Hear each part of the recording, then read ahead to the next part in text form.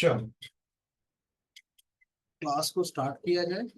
हमें ऑडिबल ना, आवाज तो नहीं आ रही ज्यादा, क्योंकि फैन थोड़ा बगल में रखा है, टेबल फैन भी है। So let me know first. No, चलो ठीक है। So today the topic is भोजन असुरक्षा को कम करने में व्यापार की भूमिका क्या होगी। रोल ऑफ ट्रेड रिडक्शन या reducing food security. Food security को लेकर जो आपस में ट्रेड हो रहा है वो कौन कर रहा है, जो भी चीजें हैं, ठीक है, उसको रिगार्डिंग है। बट इसको करने के पहले आपको कुछ और भी बता दूं मैं। 1 घंटे का आपकी ये क्लास होगी और हाफ एन आवर का जो होगा, रेस्ट ऑफ द पार्ट जो होगा, वो सी सेट होगा। एक उसको मैं आप लोगों को शेयर कर दूंगा। पीडीएफ अभी शेयर करने का टाइम नहीं मिल पाया, तो वो मैं आप लोगों को एक पीडीएफ हल्का सा, बहुत ज्यादा नहीं है, छोटा सा है कॉम्प्रिहेंशन का, उसको आप लोग एक बार देख लेना। ठीक है, आप लोगों को अभी यहाँ देख भेज भी दूंगा। इंग्लिश हिंदी दोनों के लिए है भाई, तो आप लोग परेशान मत होना कि सर हिंदी मीडियम को नहीं मिला या इंग्लिश मीडियम, दोनों मीडियम के लिए है। और उसके बाद हम थोड़ा सा किसी ने कुछ कहा था शायद, आई थिंक, कि कुछ क्वेश्चंस को हमको सॉल्व करना है।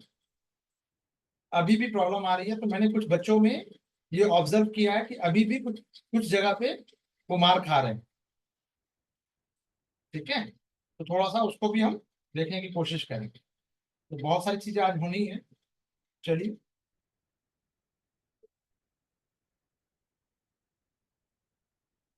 और लास्ट किसी ने ये भी पूछा मुझे, लास्ट 30 डेज का स्ट्रैटेजी। अरे भैया, इसके चक्कर में मत पड़ो, यूट्यूब के चक्कर में कि 30 डेज, लास्ट का 10 डेज, 5 डेज, 100 डेज। जो साल भर पड़ता है वही काम आता है।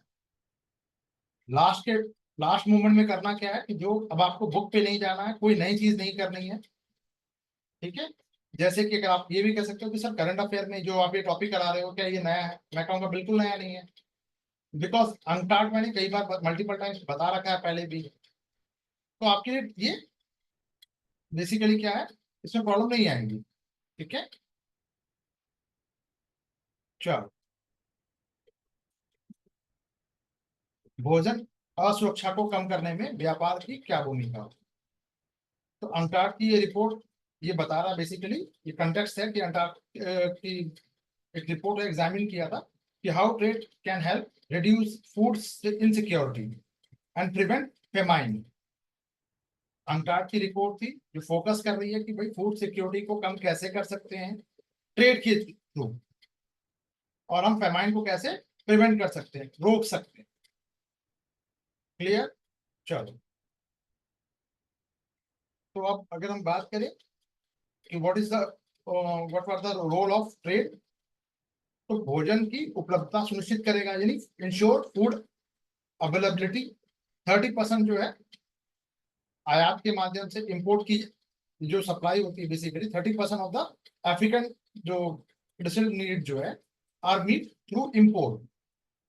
अफ्रीका में 30% जो अनाज की आवश्यकता होती है वो सप्लाई कहाँ से होती है? इम्पोर्ट के थ्रू ही होती है, यानी 70% सेल्फ सफिशियंट मान लो, 30% आपको इम्पोर्ट ही करना पड़ेगा।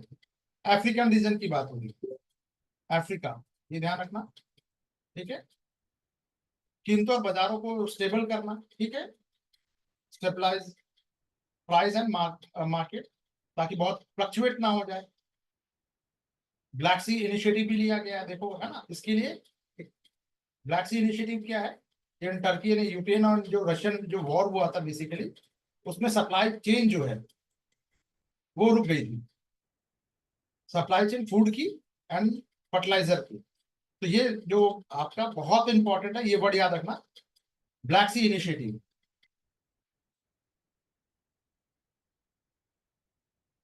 क्या पूछेगा आपका आईएएस? ठीक है, चैलेंजेस वही कि भाई कॉस्ट बहुत ज्यादा हायर कॉस्ट है।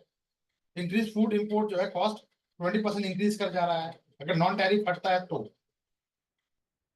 नॉन टैरिफ मेजर्स अगर अगर लिए जाएं, और एग्जांपल सैनिटरी जो स्टैंडर्ड है, साफ सफाई वाला, तो उससे इस कॉस्ट को हम 20% तक बढ़ा सकते हैं, खाद आयात की लागत। यानी अगर फूड गंदा आ गया, बहुत हाइजीन नहीं है, तो उसको पहले क्लीन करना होगा, उसका कॉस्ट बढ़ गया। ठीक है, आयात की पर निर्भरता, यानी एक डिपेंडेंसी जो है, इंपोर्ट डिपेंडेंसी, उसको ग्लोबल प्राइस अगर आप देखोगे फ्लक्चुएट होते रहता है, तो सप्लाई चेन अगर बराबर कहीं एक फिक्स पॉइंट से या मल्टीपल पॉइंट से अगर आता रहे आपके पास, जैसे मंथली सैलरी है, तो भाई एक ही महीने में एक बार आनी है ना, बार बार तो आनी नहीं है।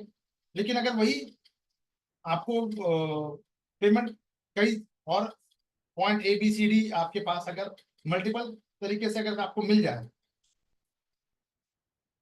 जैसे भाई पापा से भी ले लिया, मम्मी से भी ले लिया, ऐसे करके, तो आपके पास पैसे की कमी नहीं होगी, है ना, फ्लक्चुएशन तो थोड़ा सा उभर पाओगे। सेम वही चीज है यहाँ पे, बढ़ती हुई जो आपका परिवहन लागत है, यानी राइजिंग ट्रांसपोर्ट जो कॉस्ट है, ये भी इफेक्ट करता है। Developing and least develop country जो है, उसको डिसप्रोपोर्शनली की जो अगर हम देखें, ये असमानता के रूप में अधिक झेलना पड़ता है।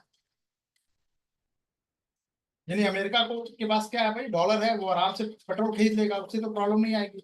लेकिन अफ्रीकन कंट्री का कोई कंट्री है जिसको बहुत ज्यादा प्रॉब्लम आ रही है, उसका जीडीपी ही का साइज ही बहुत छोटा हो गया है, या छोटा है, पर कैपिटा इनकम उसकी कम है। ठीक है, तो इन्होंने रिकमेंडेशन क्या क्या किया है, अब रिकमेंडेशन इंपॉर्टेंट है। ये जनरली रिकमेंडेशन जो है ये मेंस के लिए आता है पॉइंट में, ठीक है।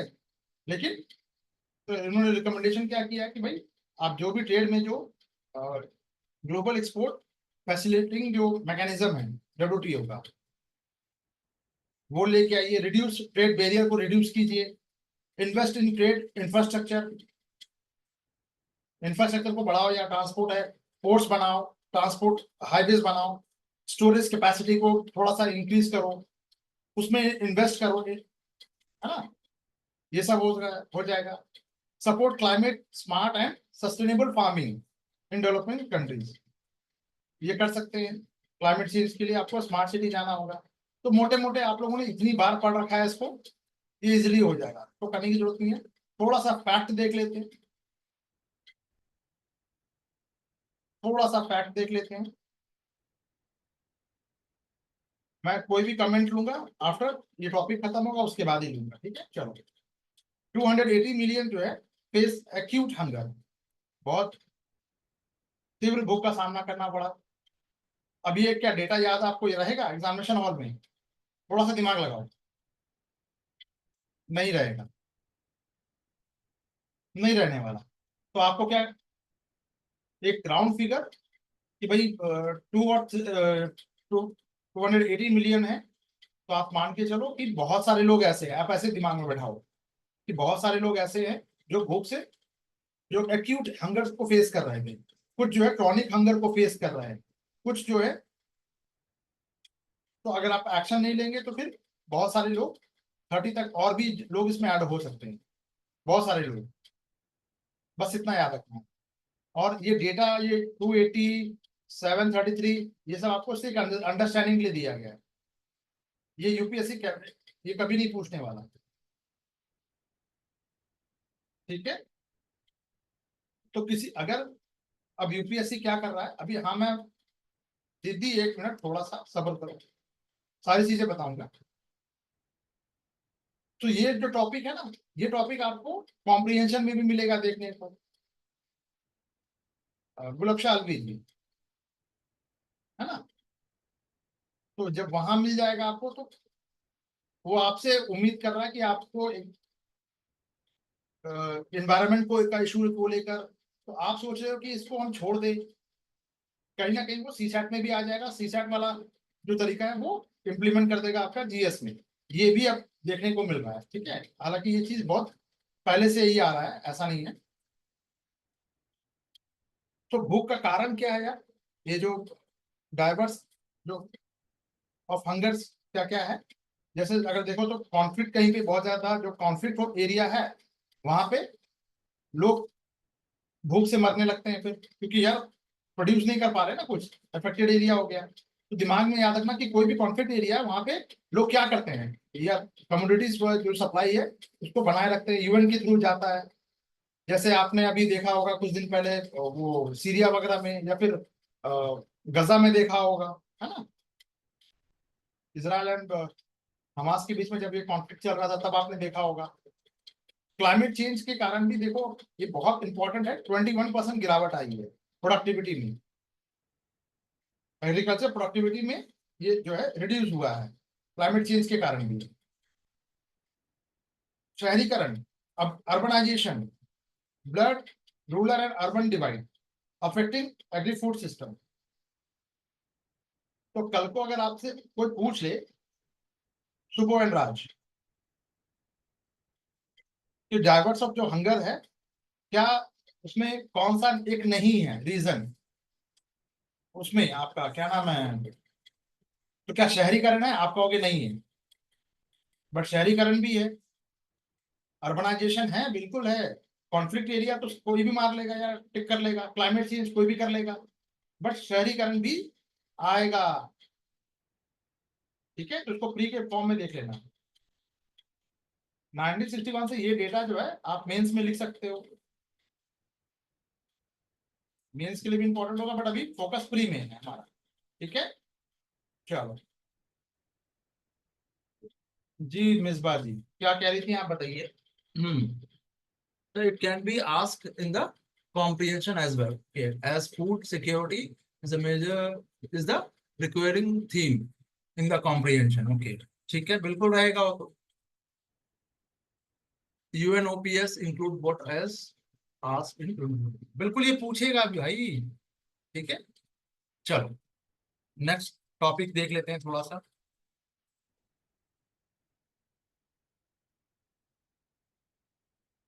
Revised open market sale scheme, domestic policy for 24-25 के लिए संशोधित open market sale scheme domestic के लिए, ये क्या बला है, और ये एक पॉलिसी जो लाई है उसमें अमेंडमेंट हुआ है। अब ये बहुत इंपॉर्टेंट हो जाएगा आपके लिए। ठीक है, तो बेसिकली ये कौन सी मिनिस्ट्रीज को रिवाइज कर रही है, या किसके कौन सी मिनिस्ट्रीज को देखेगी, है ना। Ministry of consumer affairs, food and public distribution, ये मंत्रालय जो है उपभोक्ता मामले, खाद्य और सार्वजनिक सुरक्षा वाला जो है, फूड सिक्योरिटी को बढ़ाने के लिए और एथनॉल उत्पादन को समर्थन देने के लिए इस नीति में संशोधन किया गया है कि ओनली ओनली फूड सिक्योरिटी के लिए नहीं है, ये जो चेंजेस लाया गया है एथनॉल प्रोडक्शन के लिए भी है और फूड सिक्योरिटी के लिए भी है।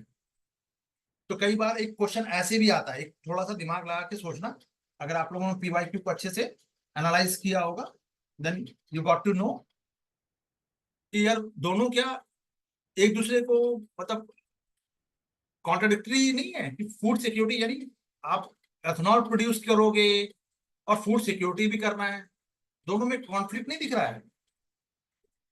जो एरिया में आप एग्रीकल्चर एक्टिविटी करोगे, अपना प्रोडक्शन को इंक्रीज करोगे, अब वहां पे आप अगर एथनॉल को प्रोड्यूस करोगे तो ऑब्वियस है कि इसका एरिया कम हो जाएगा ना। लैंड तो हमारे पास फिक्स है ना। यूपीएससी ने कई बार पूछा भी है कि चाइना के पास लैंड है या हमारे पास एग्रीकल्चर लैंड ज्यादा है, पूछा है ना। हाँ, तो ये अब इसमें अमेंडमेंट हुआ है, तो ये भी याद रखना, एथनॉल प्रोडक्शन के लिए एंड फूड सिक्योरिटी दोनों के लिए है ये अमेंडमेंट। ठीक है, तो फोकस एरिया क्या है, की हाईलाइटेड पॉइंट्स क्या है, जो राइस, जो रिजर्व प्राइस जो है, स्टेट गवर्नमेंट कोई कॉरपोरेशन है, या जो आपका कम्युनिटी किचन जो है, विदाउट ई ऑक्शन, ध्यान रखना सभी नहीं, ई ऑक्शन वाला ही होगा सिर्फ ओनली फॉर। ठीक है, इसके लिए उन्होंने क्या किया है, ये डेटा थोड़ा सा याद रखना, एक पॉइंट, हालांकि बहुत जरूरी नहीं है बट फिर भी याद रखना, इसको इंपॉर्टेंट रहेगा। लगभग 2250 पर क्विंटल ये किया है। ठीक है, बिना नीलामी के। ठीक है, एथनॉल प्रोडक्शन की बात करें तो राइस जो है रिजर्व प्राइस जो है रिड्यूस हुआ है 550 एथनॉल डिस्टिलरीज के लिए चावल का जो रिजर्व प्राइस जो था 550, इसको कम कर दिया गया। यानी कि ये चावल जो सड़ा हुआ चावल या कम क्वालिटी ये वाला चावल है, इसको आपको एथनॉल प्रोड्यूस करने के लिए लेके जाना है, तो आपका क्विंटल को इसका कॉस्ट को कम कर दिया गया है। एक क्विंटल यानी 100 किलो, 100 किलो में 550 पर क्विंटल कम कर दिया गया है प्राइस पे। ये दो चीज किया गया है, इंपॉर्टेंट है, यहां से क्वेश्चन बन सकता है। अब आ जाओ, ओपन मार्केट सेल स्कीम क्या है। अब तो ये यार ऑब्वियस है, एफसीआई ही करेगा।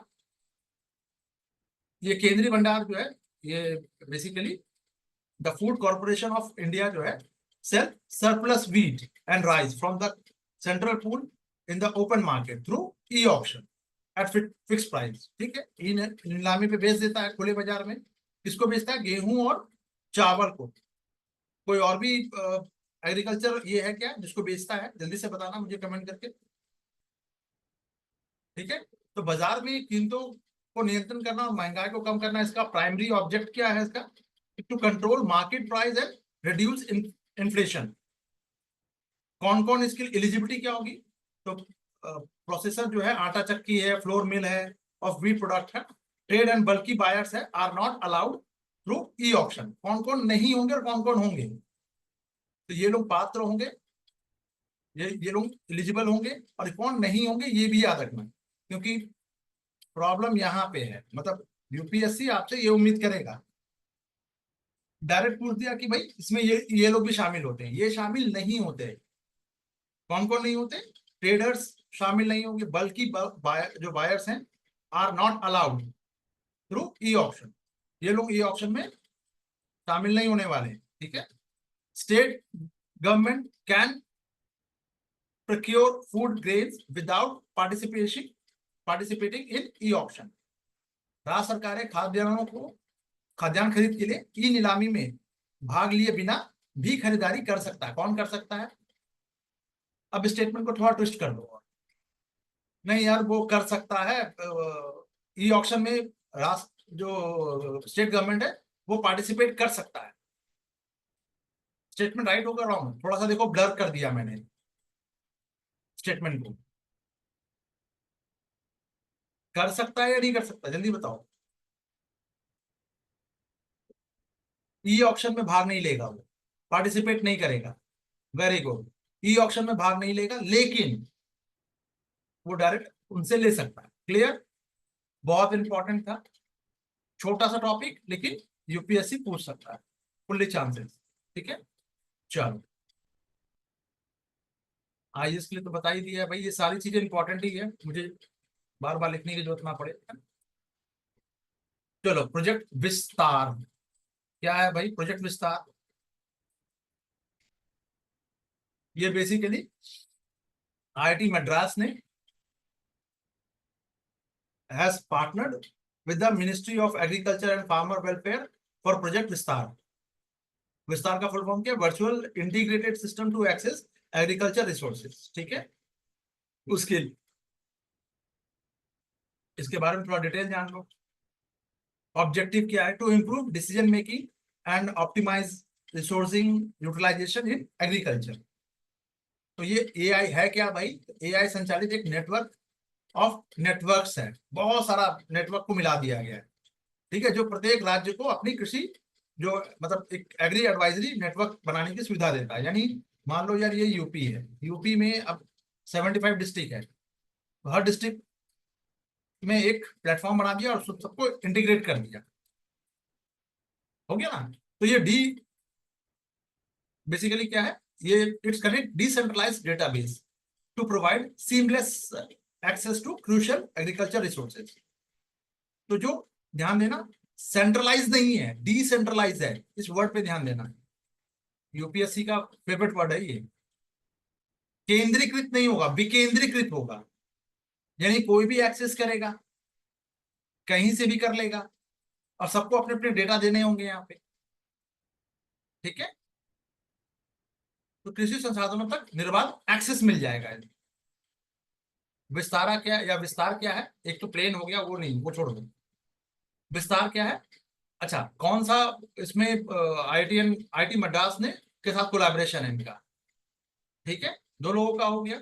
ऑब्जेक्टिव क्या है, तो भाई ऑब्वियस है, निर्णय वगैरह जो भी लेना होगा डिसीजन मेकिंग में, उसमें और सिग्निफिकेंस वगैरह क्या है कि आपको expand access to high quality advisory service for crop production, marketing, value addition and supply chain management, उसके लिए विस्तार करना है। ठीक है, क्लियर है। चलो, ये तो कॉमन सेंस से भी निकल जाएगा यार, ऊपर का एक बार अगर आपने रीडिंग ले रखा है तो इसको बताने की भी जरूरत नहीं है मुझे। बट मुझे ऐसा लगता है कि कई बार बच्चे क्या कर रहे हैं, जिसको मैं कई बार हलवा समझ के छोड़ रहा हूँ, बच्चे वहीं फंस रहे हैं आज के कुछ कॉम्प्रिहेंशन में। कुछ बच्चों ने मुझे मैसेज किया और वो अच्छा है मेरे लिए, तो वो मतलब जो गलती आप यहाँ कर रहे हो कम से कम वहां तो नहीं होगा। मैं यहाँ पे आपको टोक दूंगा, रोक दूंगा, यहाँ तो मैं कहूंगा भैया तुम सारे क्वेश्चन गलत करो, कोई दिक्कत नहीं है, सही वहां करना है। चैलेंज वहां के लिए, यहाँ के लिए क्या है, यहाँ पे आप टॉप हो जाओ क्या फर्क पड़ रहा है, लास्ट आ जाओ क्या फर्क पड़ रहा है, आप अपना बेस्ट दे दो, दैट्स इट।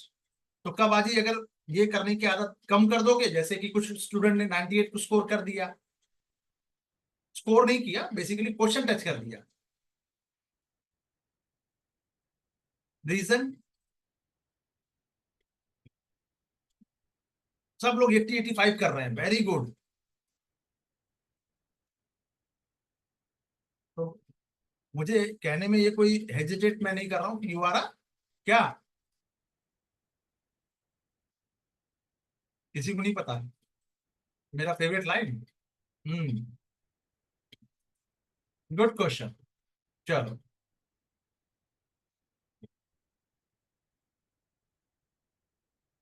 चलो नेक्स्ट देख लेते हैं। मयंक जी क्लास में है, मयंक जी, हाँ है। चलिए, आरती जी और दो लोग गायब हैं बहुत दिनों से, क्या बात हो गई। चलिए, जिनको 26 में देना वो आराम से देंगे, ऐसा कुछ दिमाग में होगा मे बी। चलिए, विभिन्न राज्यों में लॉजिस्टिक सुविधा, लॉजिस्टिक जो easy across different state, LEADS report आई है, या ये भी आपको इंपॉर्टेंट रहेगा क्योंकि ये बहुत छोटे छोटे टॉपिक्स हैं, तो बहुत लंबा चौड़ा नहीं है। ठीक है, पीसीएस के लिए ये एज वेल एज पीसीएस के लिए भी इंपॉर्टेंट। अच्छा हाँ, एक चीज और, ये विस्तारा वाला जो है ये सिर्फ प्रोजेक्ट विस्तारा, बस ये याद रखिएगा कौन सा मंत्रालय कौन सा एसोसिएटेड है, पीसीएस ऑल्सो है ये, है ना, इसको याद रखिएगा, ये छूट रहा था। अब पीसीएस में बीपीएससी के लिए भी हो सकता है, वो यूपी पीसीएस के लिए हो सकता है, आरओ के लिए भी हो सकता है। ठीक है, चलो, विभिन्न राज्यों में लॉजिस्टिक सुविधा, लीड्स, एक तो पहले ये समझ लो यार, ये लीड्स की रिपोर्ट है तो लीड्स इज रिलेटेड टू क्या, लॉजिस्टिक, ऑब्वियस सी बात है, पीसीएस पूछेगा इस तरह से, यूपीएससी पूछ सकता है। देखने में कितना इजी लग रहा है कि भाई, अरे लीड्स जैसे मैंने लॉजिस्टिक्स लॉजिस्टिक इजी कर दिया अक्रॉस डिफरेंट स्टेट, तो आप इजीली इसको कर लोगे, हाँ ठीक है। लेकिन लीड इज रिलेटेड टू, ऐसे अगर मैंने दे दिया, कौन सा इसमें मिनिस्ट्री है ना, ministry of commerce and industry.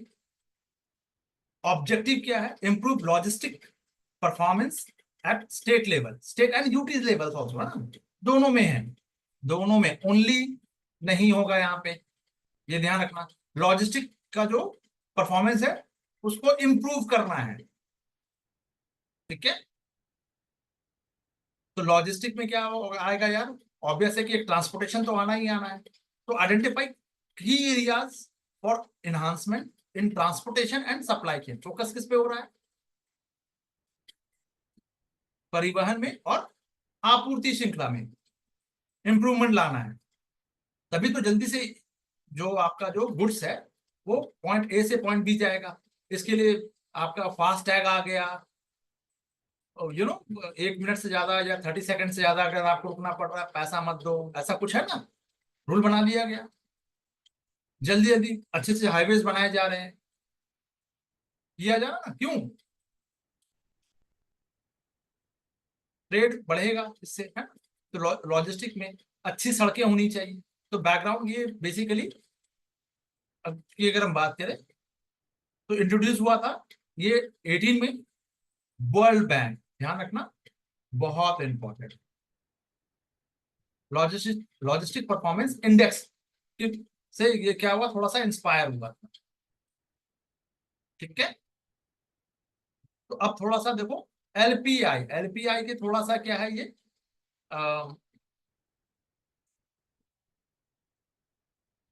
Unlikely, LPI and के अगे मतलब थोड़ा सा अपोजिट, हम कह सकते, अगेंस्ट नहीं, अपोजिट, अपोजिट एंड अगेंस्ट दो अलग अलग चीजें हैं।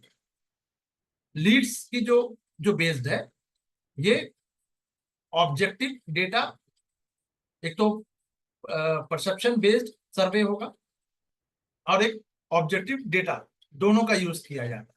यानी एलपीआई में ये दोनों नहीं किया जाता। एलपीआई का मतलब लॉजिस्टिक परफॉर्मेंस इंडेक्स, ये इंडेक्स भी इंपॉर्टेंट है। मैंने करा रखा होगा, अगर आप लोगों ने बहुत सीरियस होकर सीरियस नोट्स पे पढ़ रहे हो तो आपको पता होना चाहिए, अगर नहीं कराया है तो मुझे बताओ अभी। एलपीआई, इसमें कौन कौन से इंडेक्स यूज होता है, किस पे बेस्ड है ये? एलपीआई इज बेस्ड ऑन किस पे है? एनीबडी?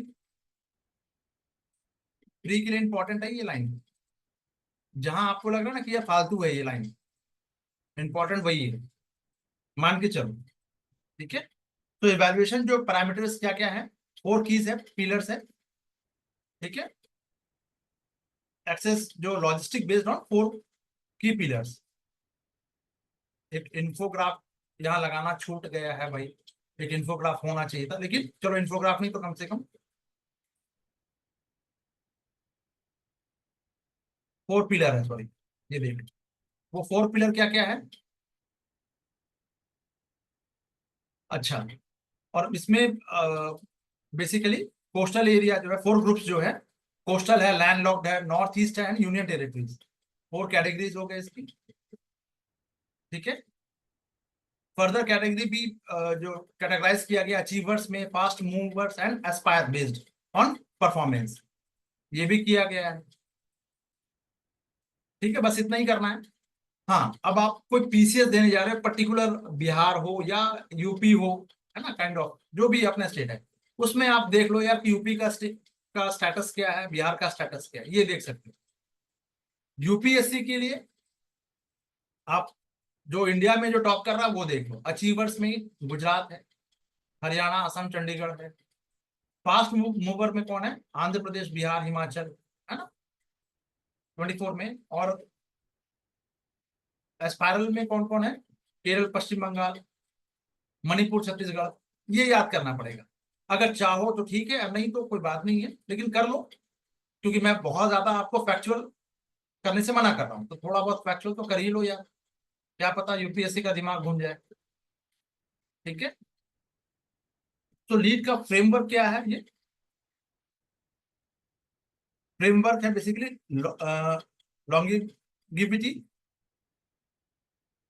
लॉन्गिविटी, दीर्घायु, इफिशियंसी, ठीक है, इफेक्टिवनेस, दक्षता और प्रभावशीलता, एक्सेसिबिलिटी एंड अकाउंटेबिलिटी, यानी सुलभता और जवाबदेहिता, डी डिजिटलाइजेशन ऑफ प्रोसेस, ये सब इसका फ्रेमवर्क।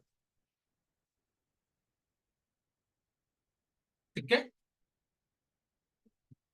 क्लियर है? तो इसके लिए उपाय वगैरह सजेस्ट कि ठीक है, एक आप ग्रीन लॉजिस्टिक बना सकते हैं, सस्टेनेबल जो है, जो आप ट्रांसपोर्ट इनिशिएटिव ले सकते हैं, इनकरेज कर सकते हैं पब्लिक पीपीपी को, मल्टी मॉडल लॉजिस्टिक हब बनाने के लिए। ठीक है, ये कर सकते हो आप। लास्ट माइल जो कनेक्टिविटी, यानी कोई भी एरिया छूटना नहीं चाहिए कनेक्टिविटी से, किसी भी एरिया को ग्रो करना है। देखो,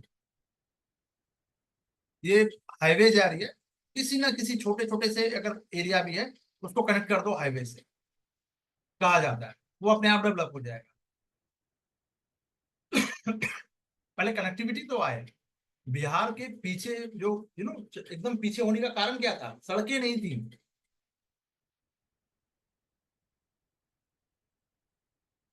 बात समझ में आ रही हो? और भी स्टेट की बात, उसी बिहार की, तो ये गवर्नमेंट ने बहुत इसमें फोकस किया। पुल नहीं था, ब्रिज नहीं था, ठीक है, ट्रांजिट जो ओरिएंटेशन बिल्कुल होना चाहिए, तभी तो आप कहते हैं ना कि भाई कोई भी अगर आप सड़क तक आप आ सक रहे हो, हाईवे तक, तो आप फिर कहीं भी आप मूव कर सकते हो। और एक बार मूवमेंट स्टार्ट हो गया, उसमें कनेक्टिविटी आ गई, इजिली होने लगा, तो आप डेवलप कर जाओगे। अगर सोचो बिहार से कोई ट्रेन चलती ही नहीं, suppose let us suppose hypothetical condition, तो लोग क्या बेटर अपॉर्चुनिटी और जॉब के लिए क्या और अलग अलग एरिया में जा सकते थे? नहीं, होता तो बहुत कम होता है ना। हाँ, रोड चोरी हो जाता, ये लाइन ज्यादा अच्छी थी। चलो, अभी कुछ दिन में वेस्ट बंगाल की भी वही हालत होने वाली है, ठीक है, जम्मू कश्मीर की तरह आप लोगों की हालत ना हो जाए राज। चलो, लॉजिस्टिक क्षेत्र में लैंगिक समानता, समावेशन, जेंडर इंक्लूसिविटी को बढ़ावा देना। अब देखो ये भी एक पॉइंट आ गया, जेंडर भी इसमें शामिल है, प्रमोट जेंडर को भी इसमें शामिल करना है लॉजिस्टिक में, यानी फीमेल के लिए भी होना चाहिए, फीमेल इस एरिया में इस सेक्टर में आ जाए, ज्यादा से ज्यादा पार्टिसिपेट कर ले। अब वापस चलो, एक पॉइंट हमारा और अभी भी इसमें है, एलपीआई एंड डीएसपी। एक होमवर्क कर लेना, ये होमवर्क दे रहा हूं, वर्सेस है ना, ये वर्सेस कर लो, क्या क्या डिफरेंस है, डिफरेंस कर लो या कॉमन चीज कर लो, जो भी है पता, दोनों से का आपका क्वेश्चन सॉल्व होगा, ठीक है। चलो, नेक्स्ट क्वेश्चन, लास्ट टॉपिक है हमारा इकोनॉमी का, एंटाइटी या एंटिटी, सॉरी, एंटिटी लॉकर। ये क्या है भाई? ये नेशनल ई गवर्नेंस डिवीजन का जो है, नेशनल ई गवर्नेंस डिवीजन है, ministry of electronics and IT, उसने डेवलप किया है इसको, डेवलप्ड बाय दिस मिनिस्ट्री, ठीक है। पर्पस क्या है भाई? पर्पस है सिक्योर क्लाउड बेस्ड प्लेटफॉर्म को for storing, sharing and verifying document. जैसे कि जैसे आप लोग अपना डिजी लॉकर में रखते हो ना, या ईमेल में सेव करते हो, तो 5 GB का, 10 GB का एक लिमिटेशन है, उसको फिर आपको और बढ़ाना होगा, इंक्रीज करना होगा, तो क्या करोगे? आप करोगे कि भाई उसको परचेस करना पड़ेगा। तो गवर्नमेंट जो डेटा है उसको स्टोर करना है, पेपरलेस बनाना है, ठीक है, उसको वेरीफाई करना है, उसके लिए एक सुरक्षित क्लाउड आधारित मंच है, एक प्लेटफॉर्म है, एंटिटी लॉकर या एंटिटी लॉकर, ठीक है। बड़े बड़े जो इसमें कंपोनेंट जो ये डिजाइन किया जाएगा, design for large organisation, corporation and MSME also, तीनों के लिए है, डिजाइन किया गया है, ठीक है। अब इसमें डिजिटल इंडिया का रोल क्या है बॉस? तो कंपोनेंट ऑफ डिजिटल इंडिया, जो component of India digital public infrastructure, DPI, इसका प्रमुख कंपोनेंट है ये, यानी डिजिटल इंडिया इसमें ऑटोमेटिक इसका एक पार्ट आ गया है, ये कंपोनेंट है, सबको डिजिटाइज करना है, ठीक है। फीचर क्या आएगा? रियल टाइम एक्सेस हो पाएगा डॉक्यूमेंट को, भैया तुरंत कोई पुलिस, जैसे आप लोग डिजी लॉकर में रखते हो, बाइक चला रहे हो, आपसे मांग लिया गया कि भाई ड्राइविंग लाइसेंस दिखाओ या गाड़ी का पेपर दिखाओ, डिजी लॉकर में आपका सेव है, ये देखो, है ना। तो सरकारी डेटाबेस के माध्यम से रियल टाइम एक्सेस हो पाएगा और वेरीफाई भी हो पाएगा। कंसर्न बेस जो संवेदनशील डेटा की, डेटा साझा करने की सुविधा रहेगी, यानी बेसिकली ये जो कंसर्न बेस का मतलब हुआ, सेंसिटिव डेटा के लिए परमिशन लगेगा। अगर आपको कुछ मतलब सेंसिटिव डेटा चाहिए, उसके लिए आपको परमिशन चाहिए होगा, और वो परमिशन मिल भी जाएगा। बट कुछ सेंसिटिव डेटा के लिए, आधार ऑथेंटिकेट करने के लिए, या फिर रोल बेस्ड जो भूमिका आधारित आपका role based access management for accountability के लिए ये भी सुनिश्चित करता है। दस्तावेजों की सुरक्षा के लिए 10 GB का जो इनक्रिप्टेड क्लाउड स्टोरेज दिया गया है। 10 GB बहुत होता है भाई, ठीक है। और legal and valid digital signature for document, जो डॉक्यूमेंट ऑथेंटिकेशन है उसके लिए, ठीक है। सारा चीज डिजिटल ही तो होना है, और क्या होना है, ठीक है। इसका क्वेश्चन आप लोग जरूर से जरूर करना, ठीक है। चलो, और कुछ बच रहा है? अरे ये कहां से आया, ये कहां से आ रहा है, इस मिसबा जी और गुलबशा अलवी जी, ये कहां से आ रहा है?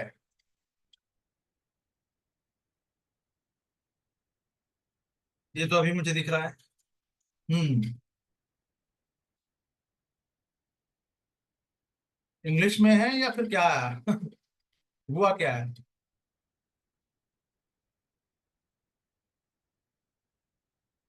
अच्छा, ये रिपीट है मिसबा जी? एक्चुअली हिंदी में नहीं हो पाया होगा फिर, तो फिर क्या करना है थोड़ा बताइए जरा सा।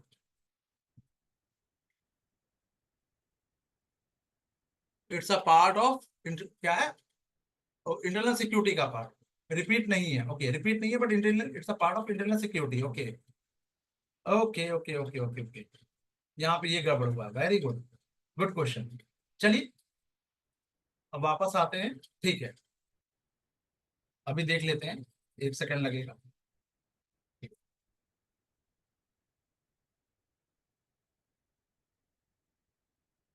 हाँ, आ जाओ।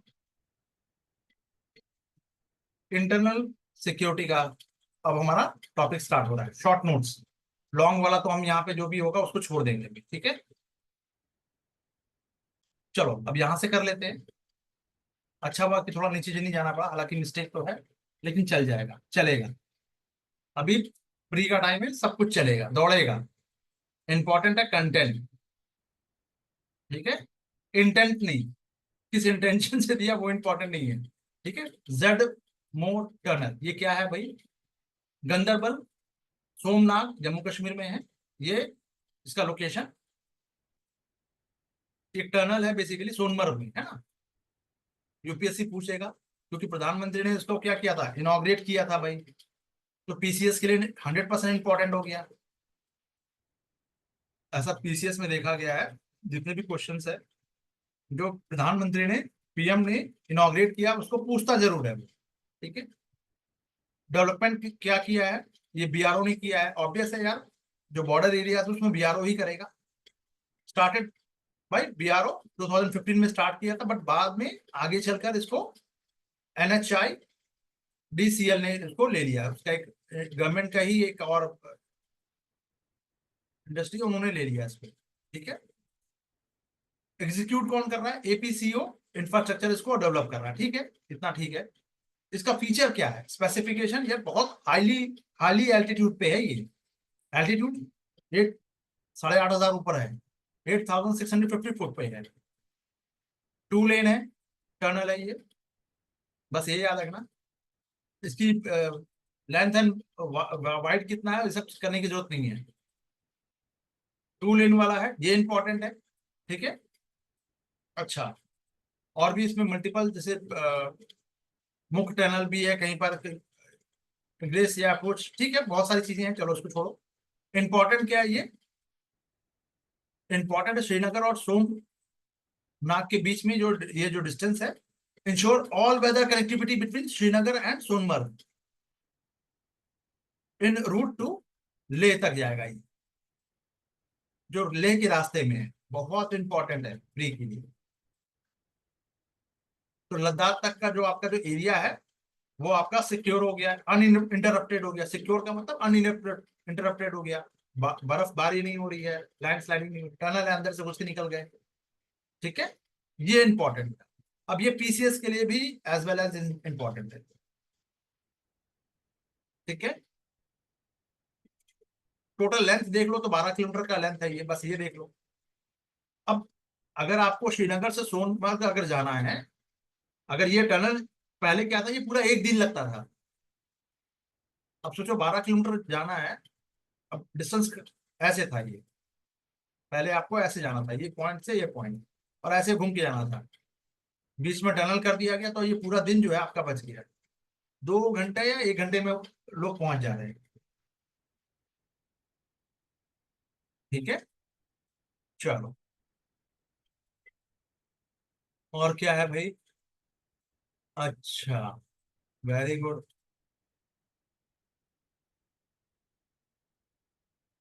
बनिहाल पास, चलो बनिहाल पास कर लेते हैं। ये कहाँ पे है भाई?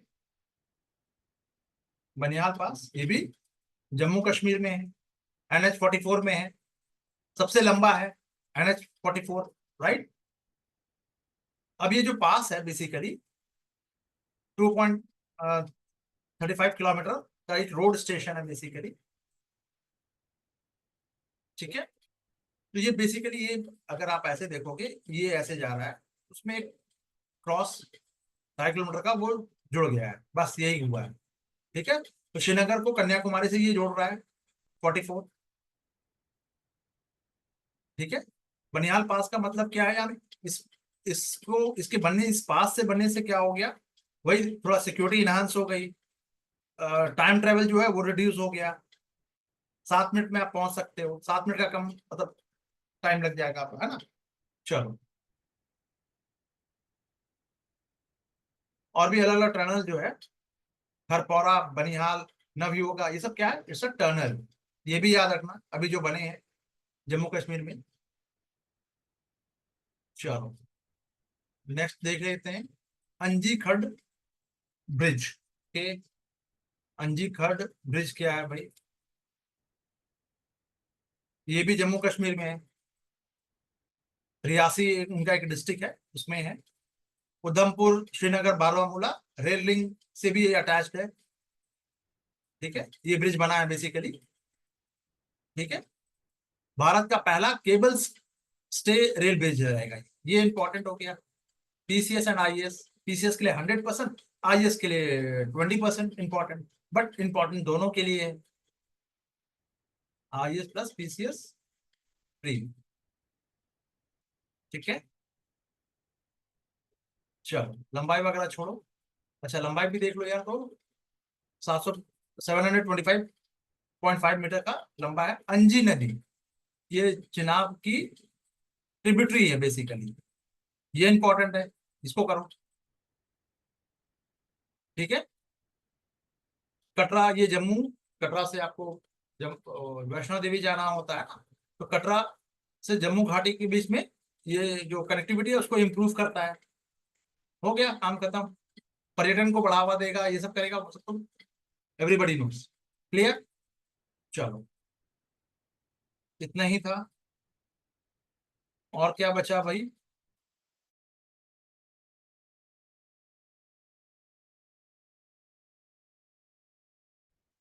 शॉर्ट वाले में देख लेते हैं, शॉर्ट वाला कहाँ है?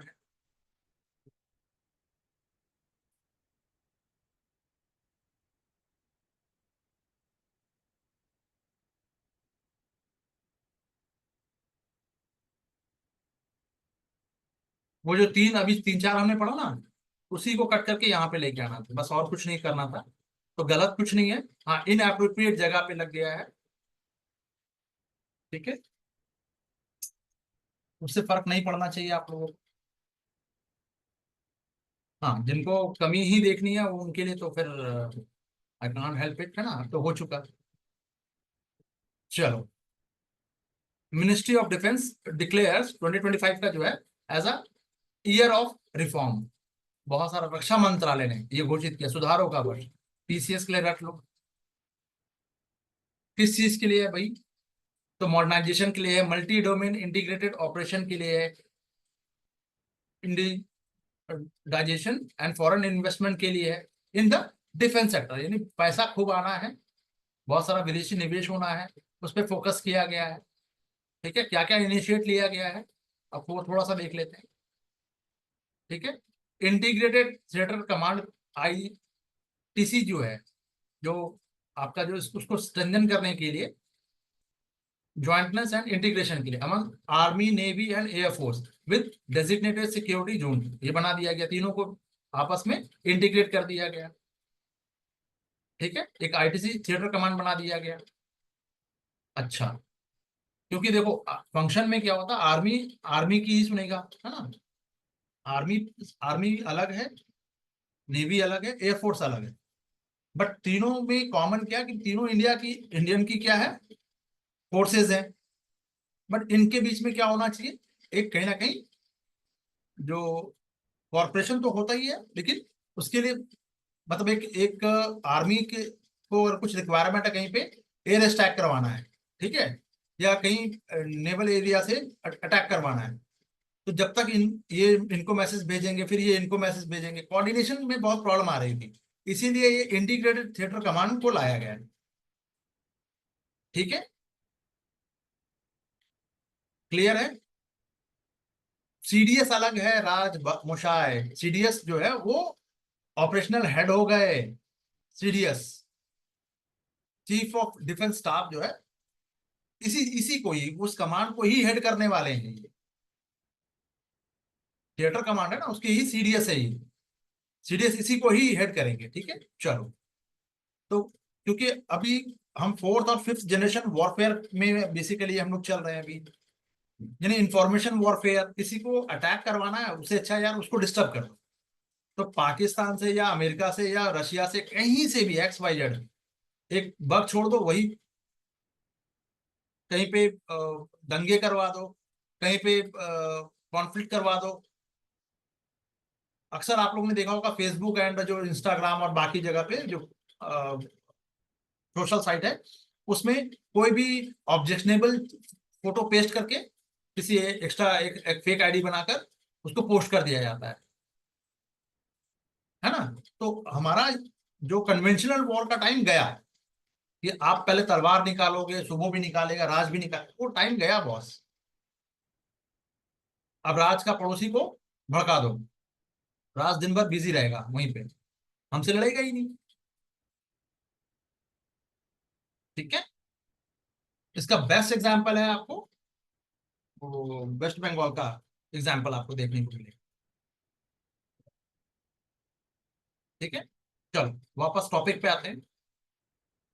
तो emerging technology and new domain क्या है, focus on cyber and space war, AI और ML, machine learning, hypersonic and future warfare capability इसके पास होगी। तो ये हाइपरसोनिक हो गया, भविष्य का जो आपका जो वॉरफेयर है, फ्यूचर वॉरफेयर में की कैपेसिटी जो कैपेबिलिटीज है उसको बढ़ाना है।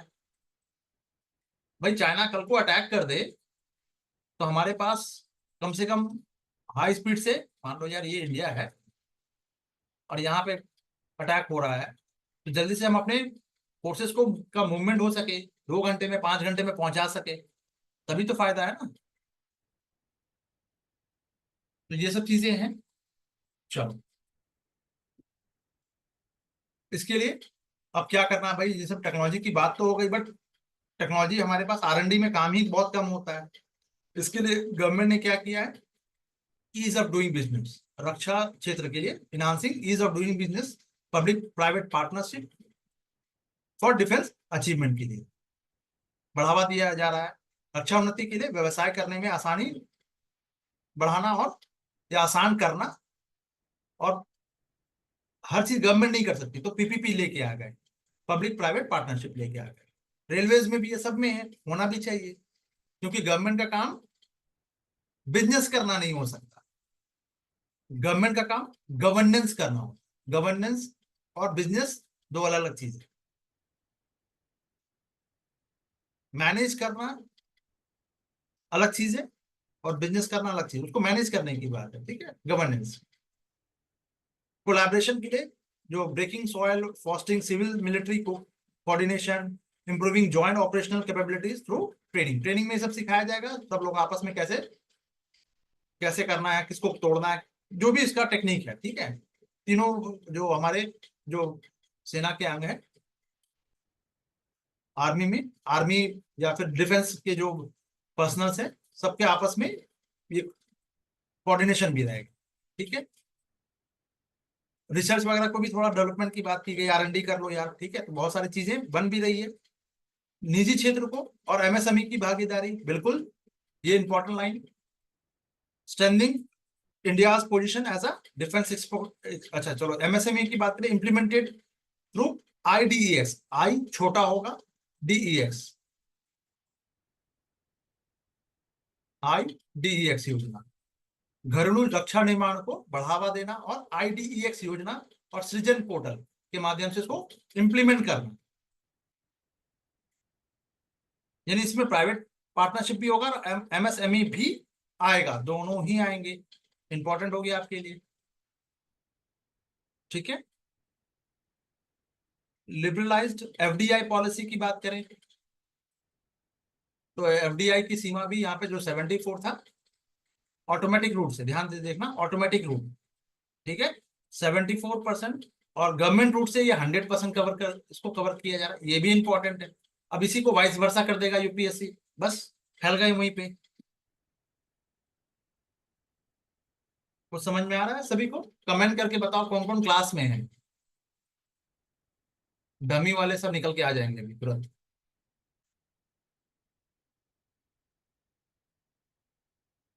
सब लोग हैं?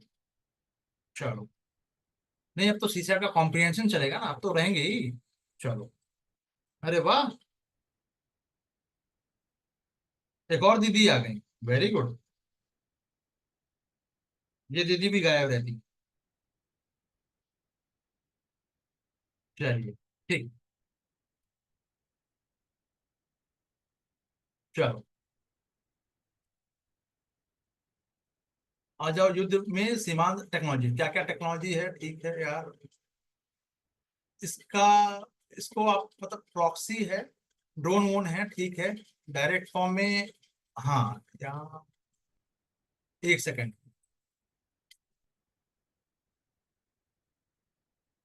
देखो ये बहुत आपको पढ़ने के लिए, मतलब मैं रफली बता दे रहा हूँ, इसको पढ़ने की जरूरत नहीं, इसको आप स्किप कर सकते हो इस टॉपिक को। ठीक है, ये फर्स्ट टाइम ऐसा होगा जो मैं जिस टॉपिक को कह रहा हूँ कि आप इसको छोड़ सकते हो, जो फ्रंटियर टेक्नोलॉजी है इन वॉरफेयर। ठीक है, तो AI लगेगा भाई, अब AI लग रहा है, इलेक्ट्रॉनिक जैमिंग सिस्टम लगाया जा रहा है, एंटी सैटेलाइट है, वेपन है, कि सैटेलाइट आने से पहले ही उसको उड़ा दो यार। तो सॉरी, सैटेलाइट के थ्रू ही आप किसी को, किसी जो मिसाइल है उसको आप डिस्ट्रॉय कर सकते हो, एंटी सैटेलाइट है ना, वेपन हो गया। साइबर सिक्योरिटी हो गया, वो ब्रीच हो रहा था, न्यूक्लियर जो कुंडाकुलम हमारा कितनी जगह पे चल रहा है, जो न्यूक्लियर प्लांट है कितनी जगह पे, एनीबडी, एनीबडी, कितनी जगह पे है न्यूक्लियर प्लांट हमारा? अरे ये तो बहुत इजी क्वेश्चन है बॉस, कहाँ अटक गए आप लोग? 22 में से 18 जो है वो हमने क्या कर रखा है, किसको सौंप रखा है कि भैया वहां आके आप देख लो, हम कोई न्यूक्लियर बॉम्ब नहीं बना रहे हैं। किसके लिए, जल्दी बताओ। अरे सब टाटा फिश हो रहे हैं, क्या बात हो गया?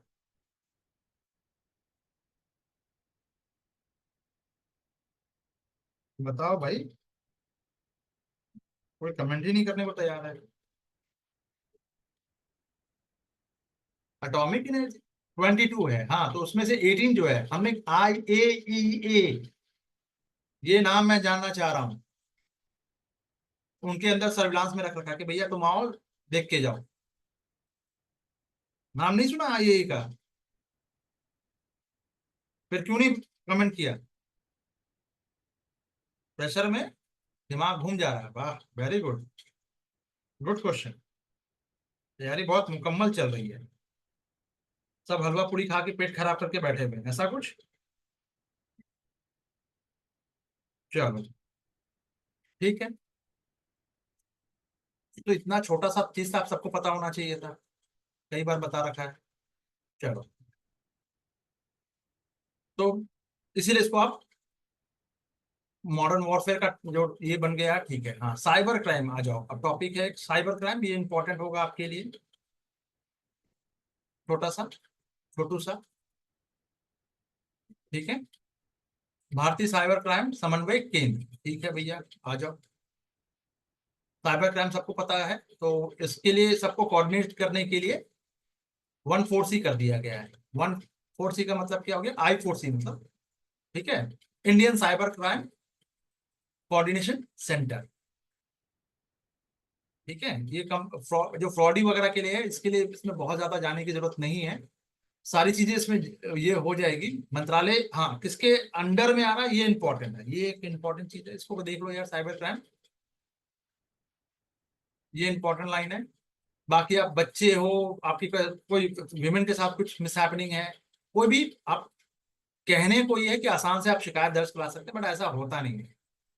चलो, इसका पर्पस क्या है कि कोई भी साइबर अटैक हो रहा है तो आप उसको अलार्मिंग भी कर सकते हैं, फैसिलिटेट कर सकते हैं, एनालाइज कर सकते हैं। ठीक है, चलो इसको भी छोड़ दो, डायरेक्ट क्वेश्चन यहां से नहीं आने वाला।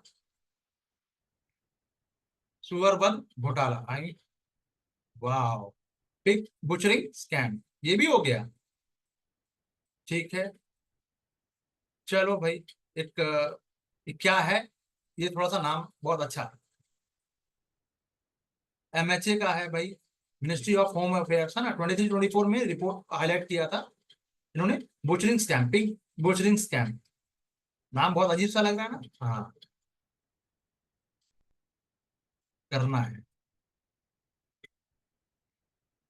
ठीक है, बड़े पैमाने पर इस साइबर जो धोखाधड़ी है ना, large large scale cyber fraud where victims are tricked into investing a fake scheme leading to financial losses। कि भाई नकली योजनाओं में निवेश करना, डिम्पल जी पैसा दे दो 5 करोड़ रुपया, अभी हम आपको यू नो बिलियनर बना देंगे, ऐसा कुछ। गुलाब अलवी जी ने कहा सर मेरे भी ये लो 5 करोड़ रुपए, ऐसा कुछ, IAS बनने के बाद, ऐसा कुछ, हाँ, सारा काला धन मेरे पास जमा रहेगा, ऐसा कुछ।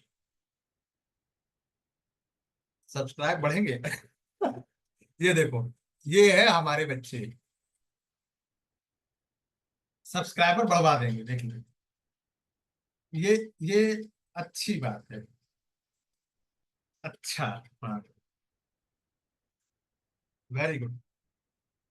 मैं आप लोगों के सामने ये कन्फेस करना चाहता हूँ कि डिम्पल जी के लॉजिक के आगे मैं हमेशा हार ही जाता हूँ।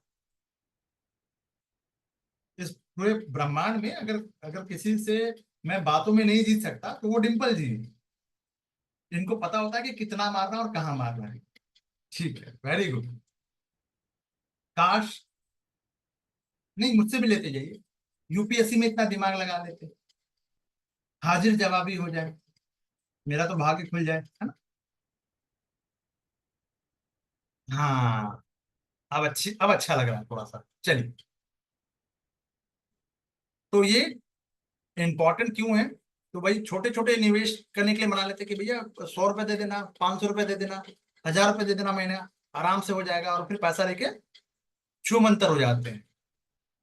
कमिटी, दिल्ली वाले लोग जो होंगे, दिल्ली से संबंधित रिलेटेड है ना, जो दिल्ली में रहते होंगे उनको कमिटी पता होगा, है ना। चलिए, तो ये एक तरह का ये इंटरनेशनल क्या है, फ्रॉड है, ये स्कैम है। कुछ लोगों ने तो मुझे भी स्कैमर क्या रखा है, ऐसा कुछ, बट ये बात अलग है कि गवर्नमेंट ने फाइन उनको किया है। चलो, so it's a international scam link to money laundering and cyber slavery.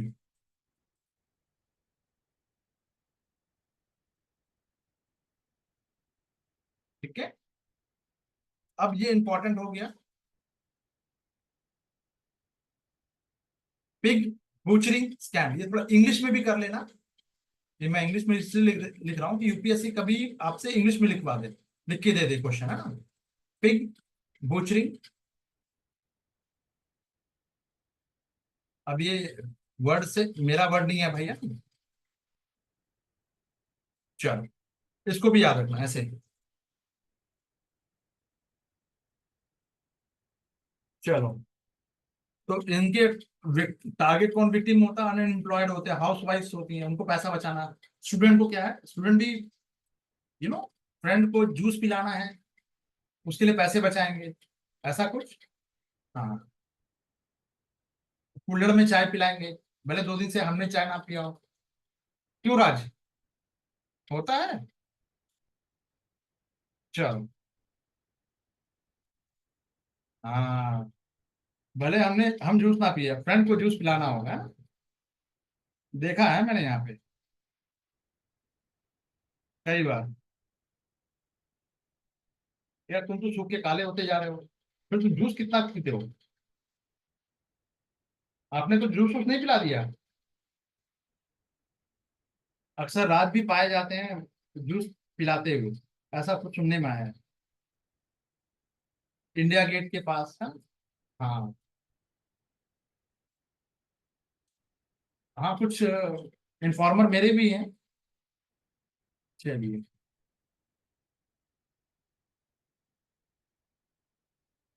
कभी कभी, अरे कभी कभी तो नहीं सुना मैंने। अच्छा, कभी नहीं। अच्छा चलिए, ठीक है। उससे खुद जूस पीजिए, अच्छा रहेगा ना। चलो।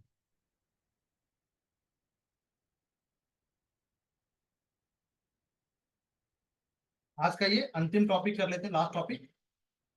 उसके बाद सीसेट पे चलेंगे। ठीक है।